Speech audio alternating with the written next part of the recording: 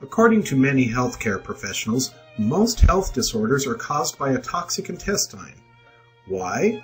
Simply because the tradition of eating and drinking foods rich in preservatives, white flour, sugar, fats, tobacco, alcohol, and even the air we breathe cause an accumulation of fecal material in the intestinal walls. The colon is a very effective sewer system, but because of negligence and abuse, it turns into a dumpster. When it's clean and normal, we are happy. Let it clog and it will distill poisons, fermentation, and putrefaction, poisoning the brain, the nervous system, the heart, the lungs, the blood, the digestive tract, and ultimately the whole body. Imagine what would happen if you didn't brush your teeth for 5 months. What would happen to your mouth? Imagine if you didn't shower for 5 months, 10, or even 20 years. What would happen to your body? That's what is happening to your body on the inside, in your intestinal system. Did you know that 8 in 10 people carry parasites, worms? If you don't believe it, read the book written by Dr. Anne Louise Gittleman, Guess What Came to Dinner? In addition to parasites, most people carry between 3 to 25 pounds of fecal material, excrement, and garbage in the colon. Did you know that a piece of meat rots faster in the colon than if you left it out of the refrigerator? We live in the chemical era. In this country, we eat more than 2,000 chemicals that are added to our food, like preservatives, pesticides, fertilizer, artificial coloring, and many other potentially harmful chemicals. Did you know that approximately 40% of the antibiotics used in this country are used by the livestock industry? And when you eat a piece of meat, you may be taking in antibiotics that may damage your immune system. In other words, the body's defenses. And the chicken that you buy at your supermarket may contain hormones that may cause imbalances in your body's own hormones.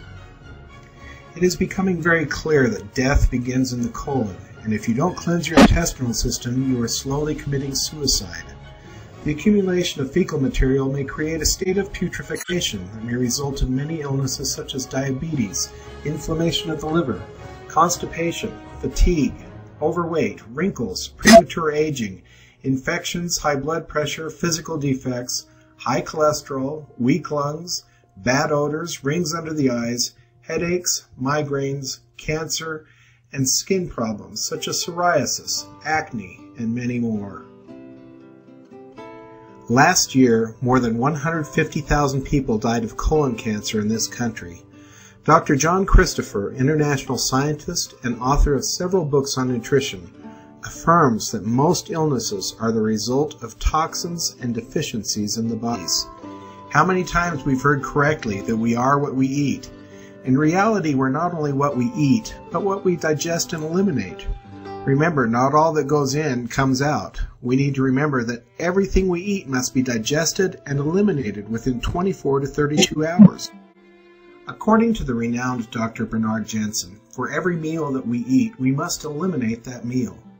If you have 3 meals a day and you only go to the bathroom once, 2 meals are still in your intestinal tract. Multiply this by months and years, and you can imagine how many toxins and the garbage that is still in your colon.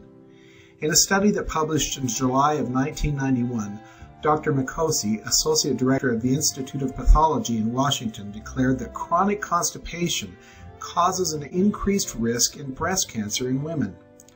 Remember that the body will not heal itself unless it's clean on the inside.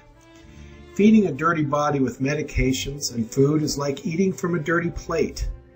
Dr. Becky Arians, a notorious colon specialist, said, "In my opinion, there is only one sickness, and that sickness is self-intoxication, the body poisoning itself.